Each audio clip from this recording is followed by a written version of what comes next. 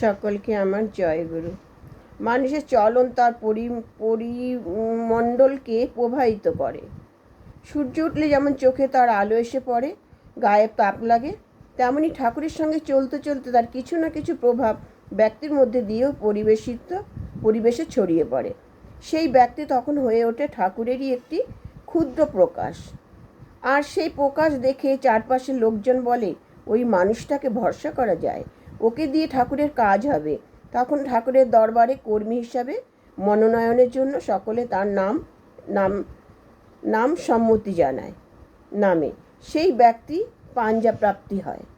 এই পাঞ্জা প্রদানের সময় সেই কর্মীর প্রতি ঠাকুরের একটাই আশা থাকে যে সে তারই প্রকাশ বহন করে এগিয়ে চলবে জীবনে। কিন্তু ওই যে পুরনো আগাছা ঝোপ, সেই আগাছার মধ্যে কখন লতিয়ে ওঠে অহংকার, আর পা বেঁধে ধরে এগিয়ে চলার বাধা সৃষ্টি করে, তখন সেই কর্মী ঠাকুরের হয়েও পুরোপুরি ঠাকুরের হয়ে উঠতে পারে না। এটাই সত্য। জয় গুরু।